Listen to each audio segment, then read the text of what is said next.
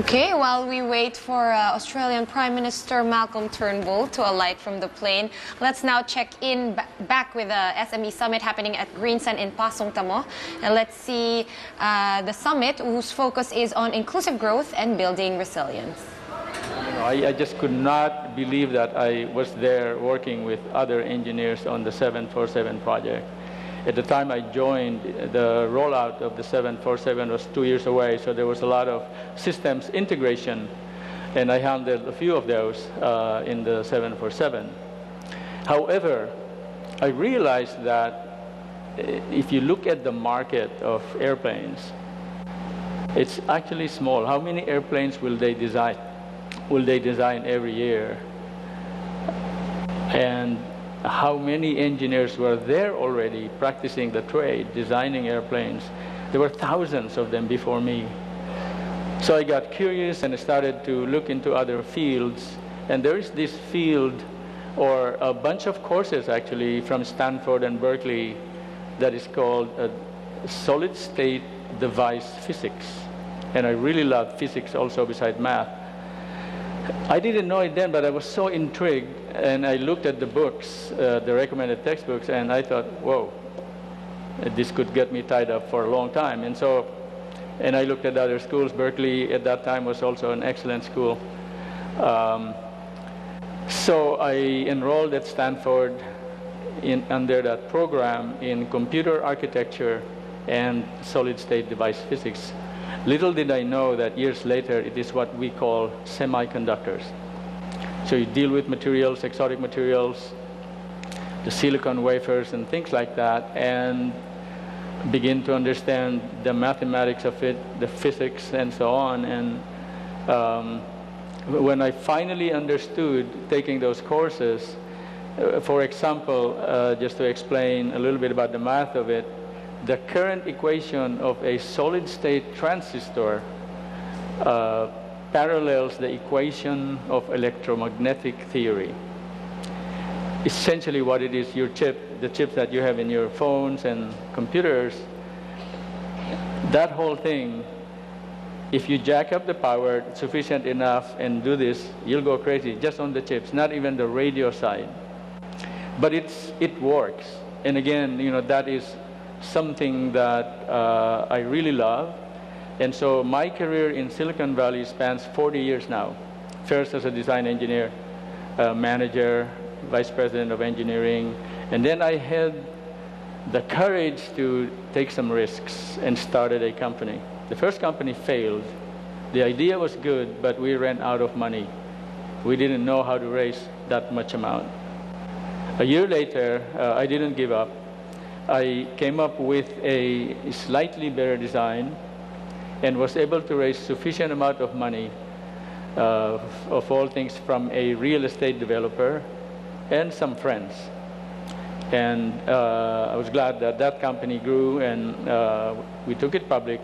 And to this day, that is still the company, the record has not been broken, even in Silicon Valley, the fastest to IPO. We took that company in 22 months from start to IPO at NASDAQ. And so I had that courage again. I mean, it strengthened my confidence. I could take more risks. So I started yet another company where a lot of the fundamentals of graphics that you see in your PC or other devices, smartphones, came from there. I re-architected the entire PC to be able to process graphics and video significantly faster and more colors and so on. After we took that public, I became a VC, or as they say, I went to the dark side. In other words, I am now across the entrepreneur for the first time. But I had fun. I've been an entrepreneur for 20 years. And let me wrap this up, where that is the key initiative, one of the key initiatives of PhilDev. We have programs now working with the government, academe, USAID, and other partners in instilling that knowledge of entrepreneurship through using innovation. I think it's going to be good in the next 20 years. The lady who mentioned that the Philippines is singled out to be a center for innovation, sometime, I think she said 20 years, we will make that happen. I guarantee you.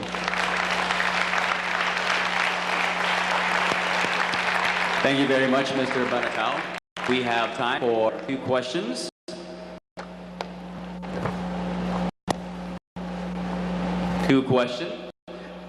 We have our first one. Please approach the microphone. Oh, the ushers will bring the microphone to you.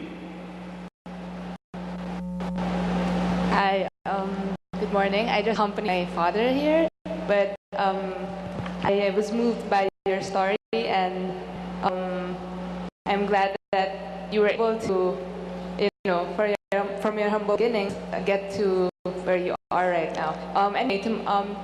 My question is of the manufacturing industry. What exactly is the Philippine government, or how exactly, what is your role, about, our manufacturing sector right now for innovation, for high-tech innovation? How competitive are we compared to Thailand and Malaysia when it comes to these, and when they give multinationals much better incentives relative to the Philippines? In addition, our electricity is one of the highest, or is the highest in South Asia, if I'm not mistaken. Thank you. Whoa, okay, let me handle the first one first. Manufacturing. I believe there are 2 or 3 companies here now in the Philippines, more along the lines of EMS, more on the systems, manufacturing, assembly, and a little bit of design. And I think they're fairly successful at that. The issue happens when you go into more complex manufacturing, where you have to bring in sophisticated materials, gases, clean water, like semiconductors. A lot of sophisticated gases need to be used. And in that other side of manufacturing, I don't think we have the resources. What happens is that, yeah, if you have money, you can set it up, but very quickly you have to import a lot of those exotic materials just to manufacture something. And that's probably not a sustainable proposition. And there are other manufacturing endeavors similar to that or less complex.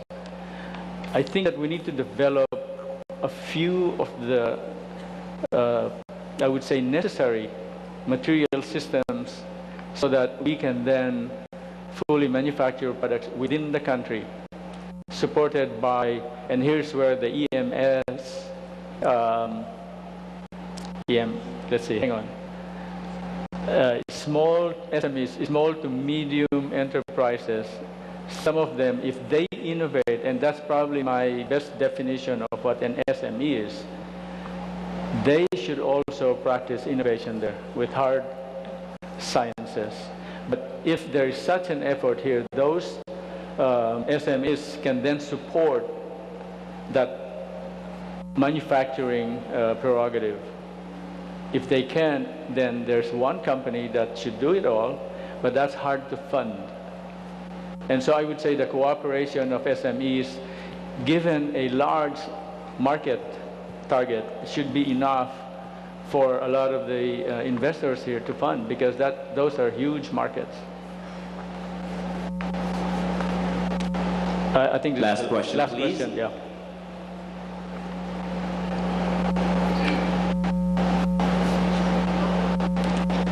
Sir Dado, I'm Cesar Tolentino. I don't know if you still remember me. I just have one question.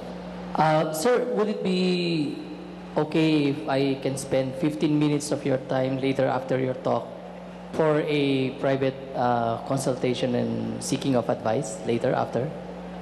Yeah, we could have a glass of beer and okay. That'll be okay. Sige, sir. I'll meet you later on that side of okay, the... I don't know my schedule yet this afternoon, so just hang on. I'll probably be around here and so on. Okay? Just immediately after your talk, sir. 15 minutes, sir. Okay. Thank you. Thank you, Mr. Banatao. A cold one with this guy is a good idea any day.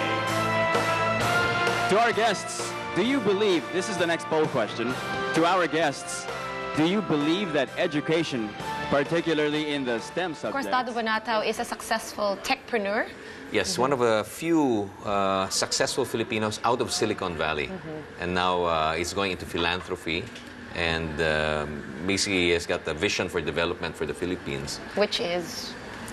Well, it's to develop the Philippines. All right, but more importantly, in our insight, you can see